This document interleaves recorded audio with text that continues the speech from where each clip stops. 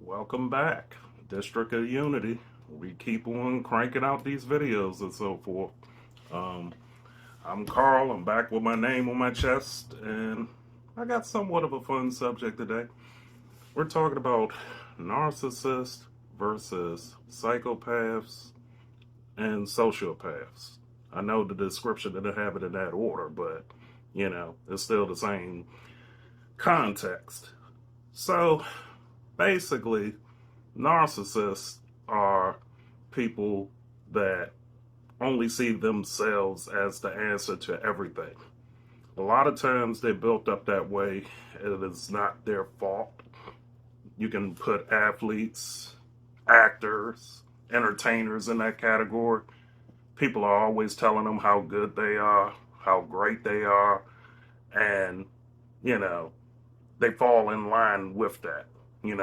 Those are the people that start believing their own BS, One example, real life example I can use is my own cousin. And everybody would know who I'm talking about on my mother's side, not my father's side. All good people over there. He's an older cousin. He's in his 60s, and I'm not even going to mention his name because it's not even worth mentioning his name. But he always spoke highly, not necessarily of himself, but of what he can do and so forth. He has a lot of narcissism because people treated him like he was the golden child growing up, and he could never be wrong. You can tell him everything that he did wrong, he would counter with something that he did right and why he was right in doing what he did wrong. That's what a narcissist does. Usually, women that, do all these rear end shots online and, all these pictures with all of these dresses and how thick they are and how beautiful they are. Those are narcissists. It's all about them.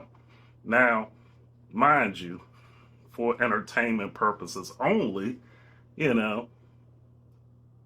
there's some narcissists where it's like there's nothing wrong with it because that's part of their industry. Where the problem comes in at with narcissists is when you put real life examples to it.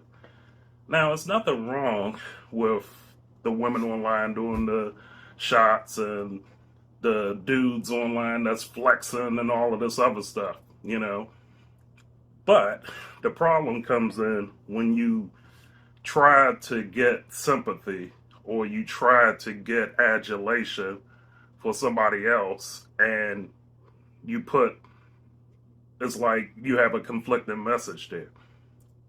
I've seen some kids' graduation photos. I've seen kids' accomplishments, and the mom would stick her ass in that photo, literally.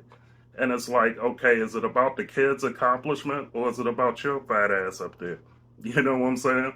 So it's like they'll take these shots of their children and basically, the kid graduated. You want to like the picture on social media and so forth, but then it's like, okay, am I taking a look at your ass or am I taking a look at the kid? You know what I'm saying?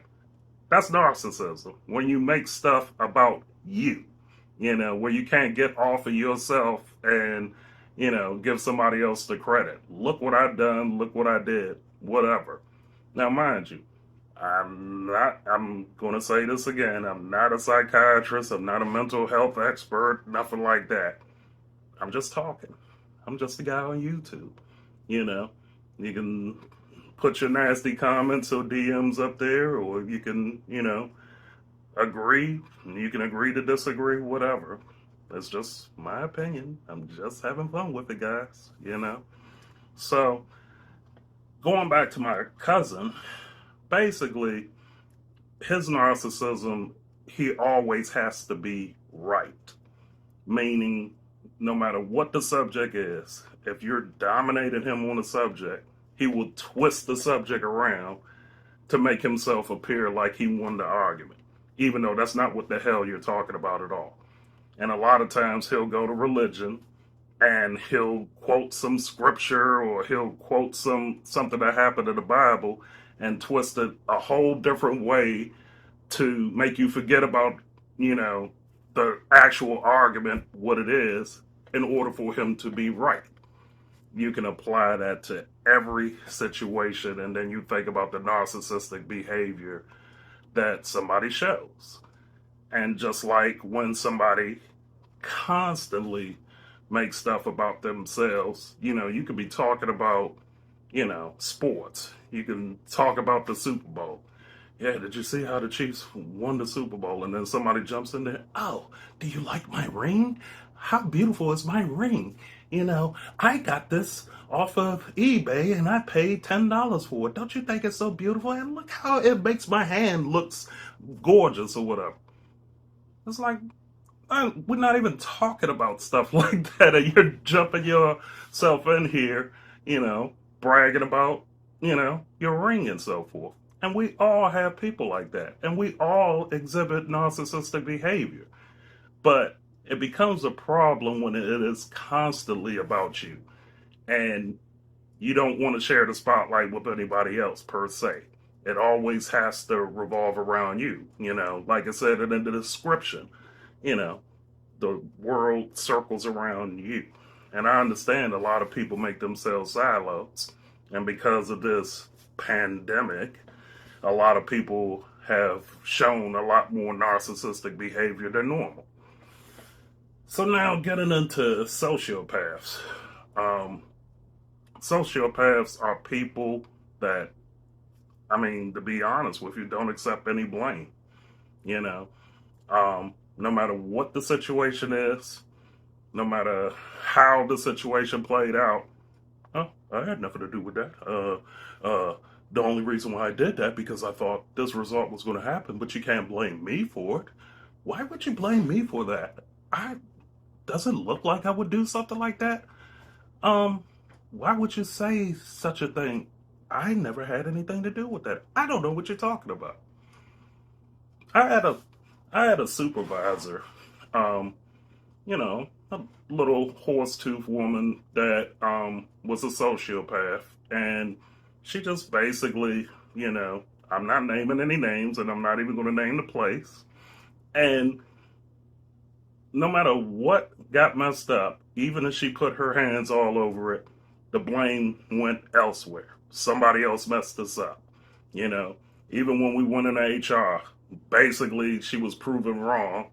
And it's like, she couldn't get around it. It was like, I'm not going to take this blame. It's not going to, they're the point guards. It's like, they always got to dish the ball. It's like, I have nothing to do with this, Those are the types that are sociopaths. You can't really trust them fully. You can work with them as long as you don't have to deal with them. And I hate to say this, and it's going to piss off, again, on my mother's side of the family. My own mom was a sociopath. She's one of those types. She was one of those types because she's deceased, where she would do something knowing full well that it's not going to work. And she'd be the first one to say, well, I didn't know that was going to happen, And I hate to blame astrological signs, but, I'm going to poke at it anyway because I'm having fun with it. A lot of Pisces are that way.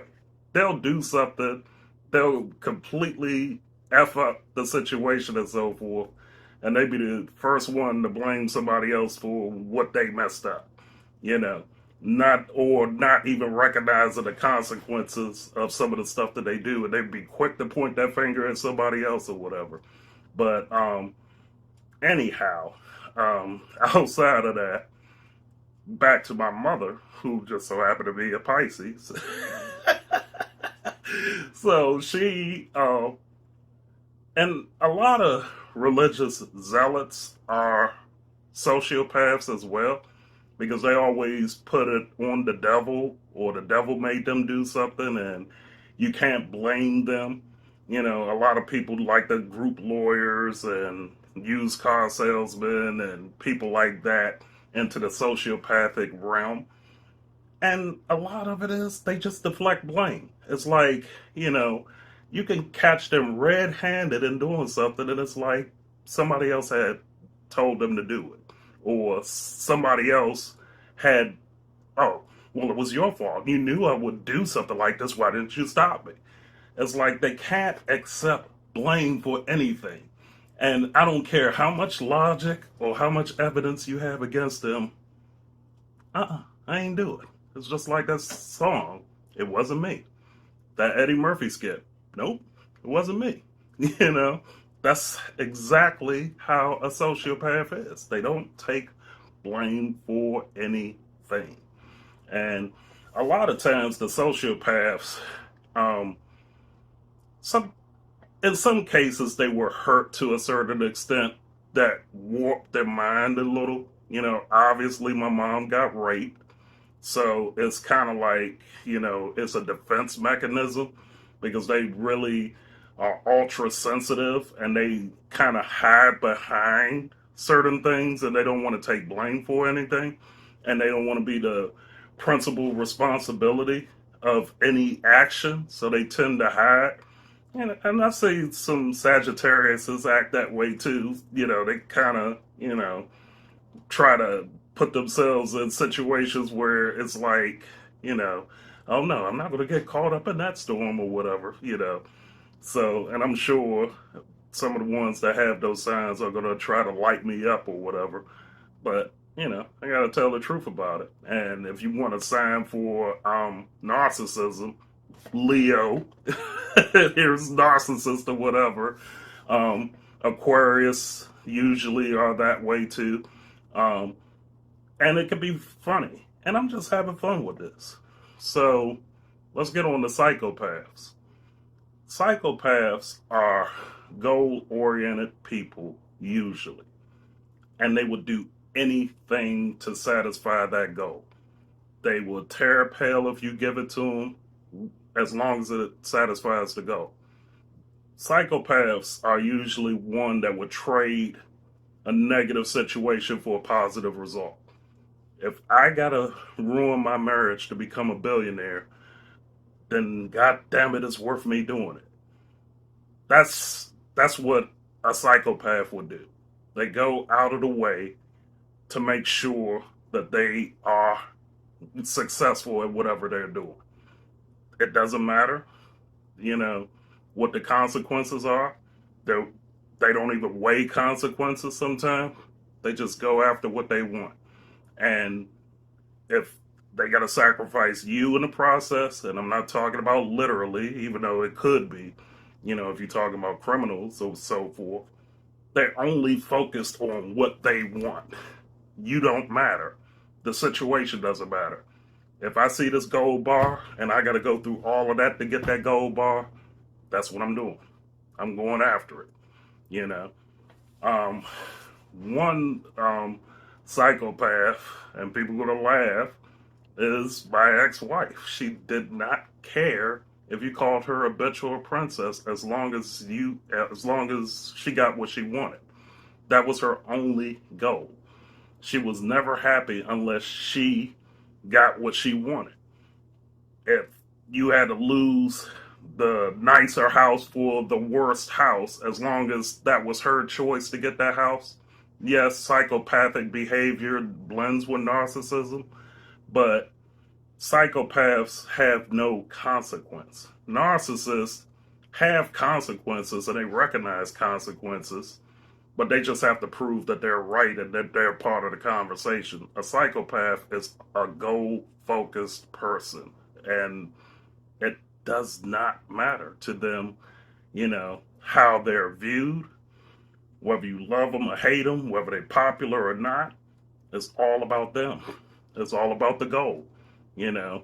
So, you know, for real life examples, I hate to say it, like terrorists, you know, usually it's about the goal.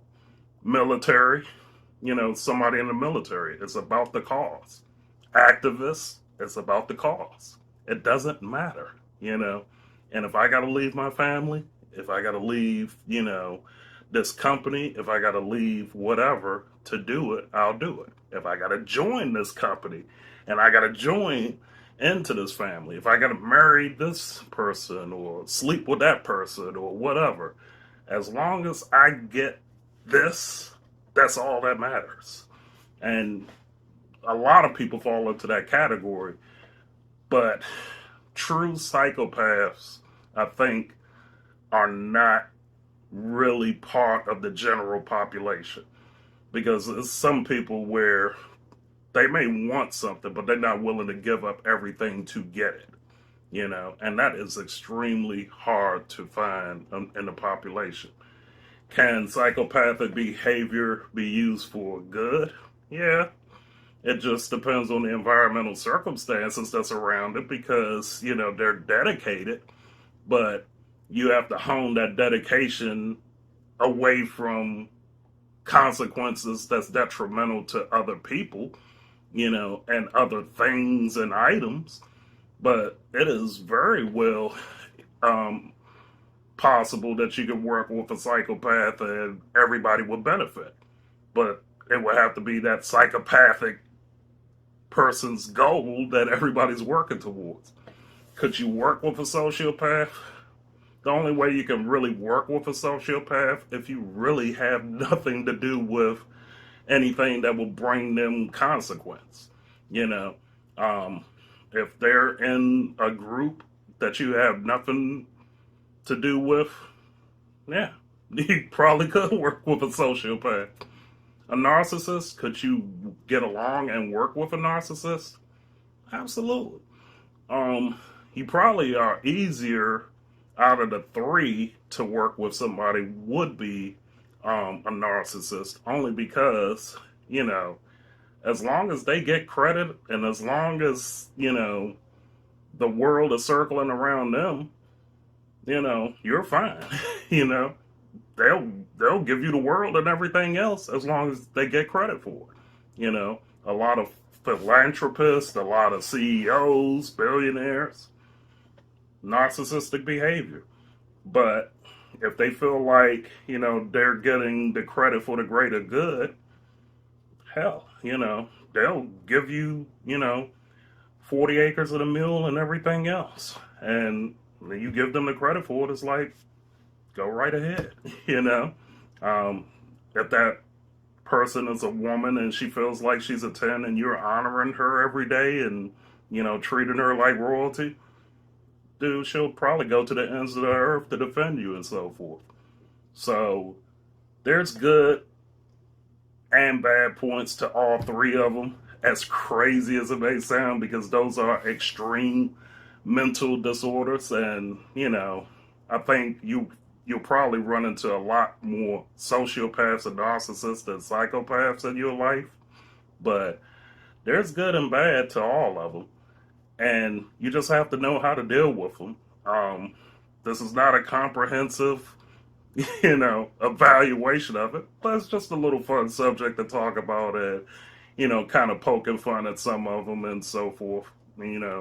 Um, there may be a follow up to it down the line, and we may get deeper into it if, some psychologists or psychiatrists want to, jump in and we do an interview on it, then I might bring the subject up or whatever again. But just having fun with it, and I'm sure you can track in your life who's who and who's what out of one of the three.